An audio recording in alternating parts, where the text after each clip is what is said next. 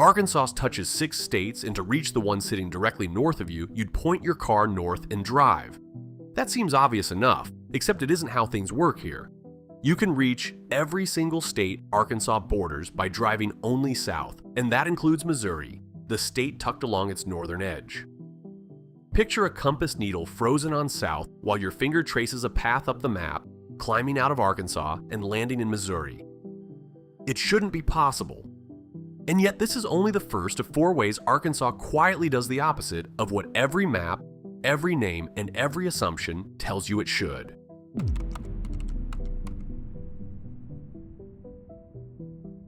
Stare at Arkansas long enough and the trick starts to make sense. The state is wider than it is tall, and that single fact bends everything. Most people carry a tidy picture of states stacked like bricks, each neighbor sitting neatly to the north, south, east, or west. Arkansas refuses to cooperate. Its eastern edge isn't a clean line at all. It's the Mississippi River, and the Mississippi doesn't believe in straight lines. For thousands of years, that river has swung back and forth across its floodplain like a loose garden hose, gouging out giant horseshoe bends, abandoning them and carving new ones a mile away. The border was drawn to follow the water, so it inherited every one of those curves. The result is an eastern boundary that zigzags and loops and doubles back on itself, slicing the edge of the state into a run of long diagonals. And once the line runs diagonal instead of straight, the states next door stop sitting beside Arkansas and start tucking underneath it. Watch what happens when you actually run the routes. Start in Siloam Springs up in the northwest, point south, and you cross into Westville, Oklahoma. Drop down from Eudora in the southeast, and you're headed toward Kilbourne, Louisiana. Leave Foreman, drive south, and you land in New Boston, Texas. From Horseshoe Lake, that same southward push carries you into Tunica Resorts, Mississippi. And from the tiny town of Armorel, a drive south across the river drops you into Ashport, Tennessee. That's 5 neighbors out of 6, every one of them reachable by aiming the car in a single direction. 5 for 5, all south. The hook holds. The geography really does invert the way you'd expect to travel, but there's one neighbor that refuses to play along, and it happens to be the one sitting right at the top of the map.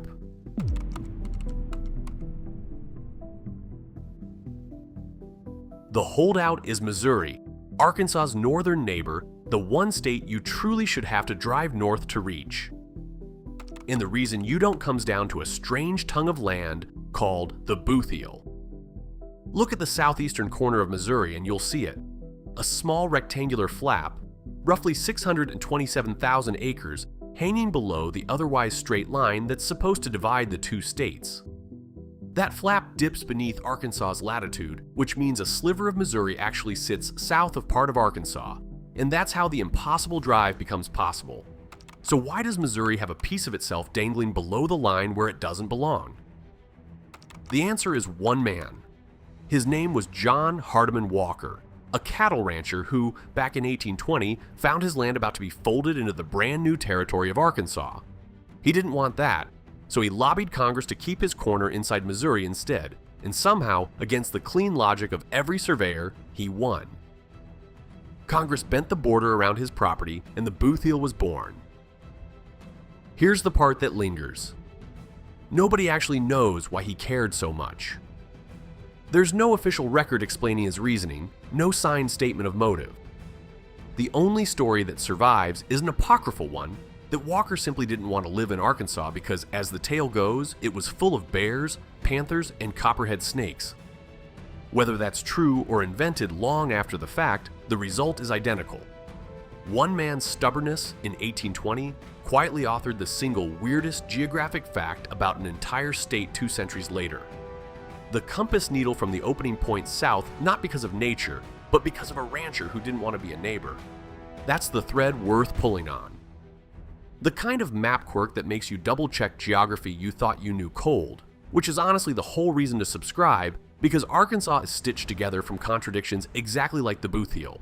So if the map itself inverts your expectations, the obvious next question is what else here does the same? Start with the simplest thing of all, the state's own name.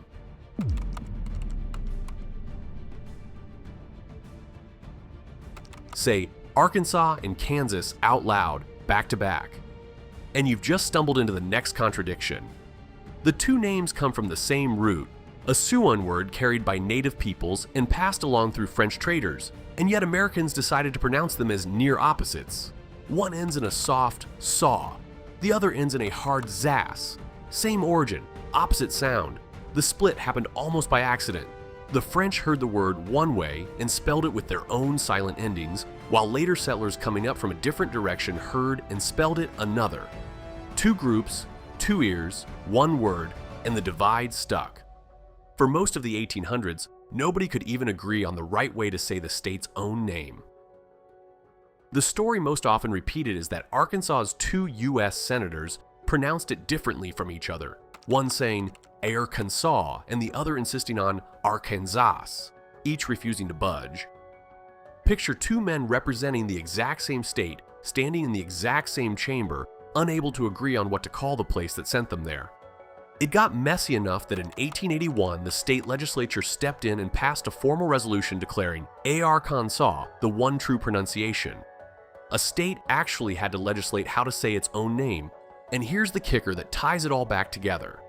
The Arkansas River runs straight out of the state and on into Kansas, and the moment it crosses that border, the pronunciation flips, with locals there commonly calling it the Arkansas River. Same water, same word, two states, two opposite sounds. Even the river can't decide which way to lean. But a name flipping is surface level stuff. The deepest inversion in Arkansas was buried inside the state itself, and it very nearly tore the whole thing apart.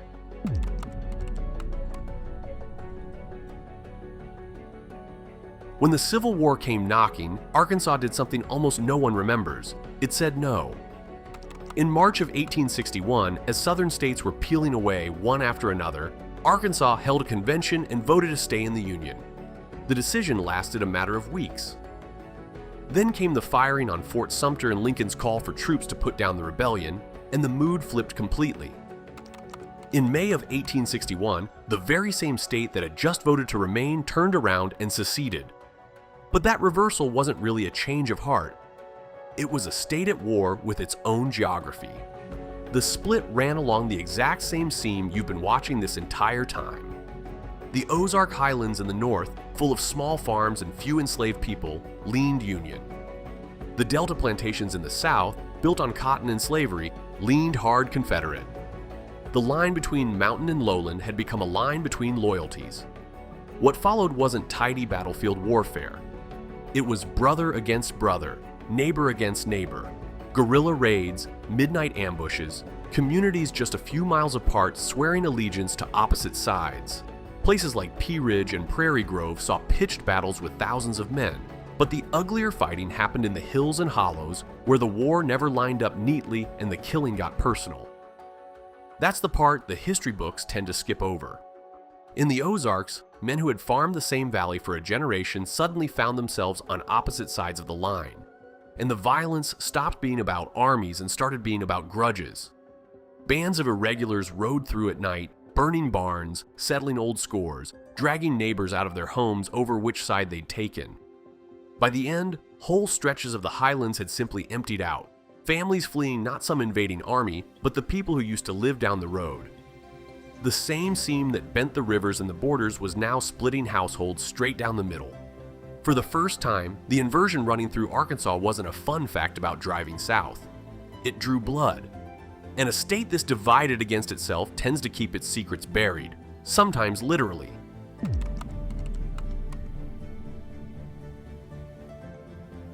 In the southwest corner of Arkansas, there's a plowed field where the ground itself rewrites the rules of who gets to be rich.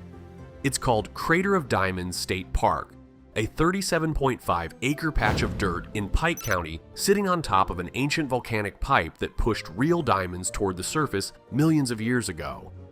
And here's what makes it unlike anywhere else on Earth.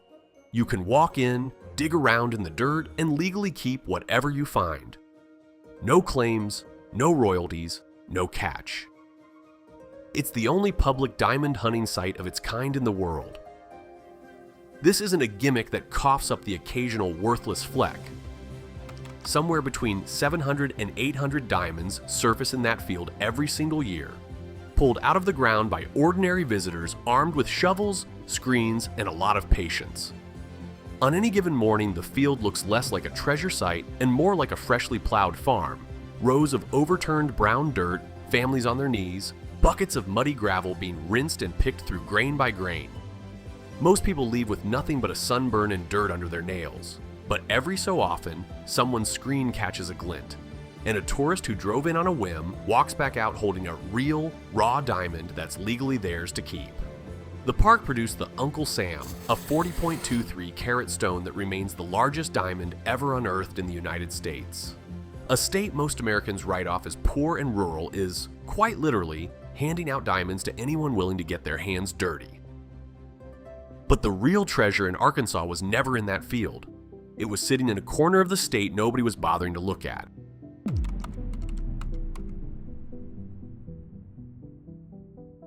By the numbers, Arkansas is one of the poorest states in the country, consistently near the bottom for median household income, the kind of place that shows up on every list of America's struggling economies. And yet it is the headquarters of Walmart, the single largest company in the entire country by revenue. That is not a typo. The biggest retailer on the planet didn't grow out of New York or California. It grew out of the rolling hills of northwest Arkansas. And it didn't come alone. Tucked into that same small corner around Bentonville and Springdale sit three more Fortune 500 headquarters: Tyson Foods, Murphy USA, and J.B. Hunt. Four giants of American business, all clustered in one northwest pocket of a state that ranks near the bottom for income. The contradiction is almost too clean. Staggering corporate wealth concentrated inside the very state the country writes off as broke. But look closely at where that wealth actually sits. It's in the Northwest Highlands, the same Ozark North that once leaned Union, the same upland country that has always stood apart from the Delta. Drive into Bentonville today and you'll find a corner that looks nothing like the state's reputation. Glass corporate towers, a world-class art museum, coffee shops full of consultants who flew in to pitch the world's biggest retailer.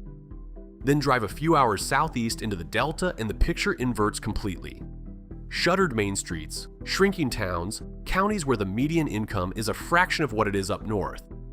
The old geographic split between mountain and lowland has quietly hardened into an economic chasm, with corporate fortune piled up on one side of that ancient seam and rural poverty stretched thin across the other. Four inversions in a row: direction, name, loyalty, and wealth, and at some point a pattern stops being a coincidence and starts being the entire point.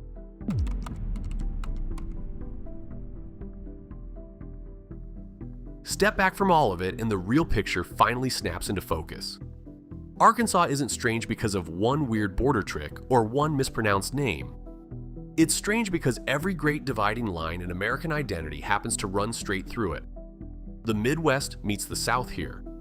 The Union met the Confederacy here. The mountains meet the Delta here. The richest company on earth sits just a few hours' drive from some of the poorest counties in the nation. And it's the same line every time. That north-south seam, upland set against lowlands, keeps reappearing in every chapter of the story. It decided which way the rivers and the borders bent. It decided which way whole communities leaned when the war came calling. It decided where the money would eventually pool. Think about how rare that is. Most states have one defining feature, one story you can point to.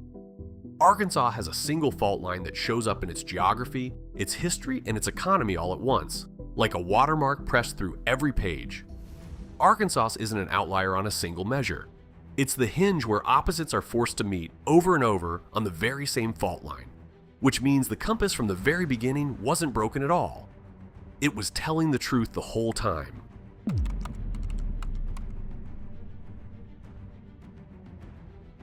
Go back to that needle locked on south while your finger climbed north into Missouri. It looked like a glitch, a state pointing the wrong way. But by now you can see it was never a glitch at all. Arkansas points the wrong way on direction, on its own name, on its loyalty in war, and on its wealth. Every single measure runs backwards from what you'd expect. And that, in the end, is the one thing that makes it singular. Most states are defined by what they are. Arkansas is defined by what it contradicts, the one place where every American opposite gets folded into the same patch of ground. So the next time someone's certain they know which way is south, remember there's a state where south is the only direction that gets you everywhere. If you want to watch that same buried logic quietly shape another state entirely, there are a couple of videos on screen right now worth your time, and drop a comment telling me which of these inversions caught you most off guard.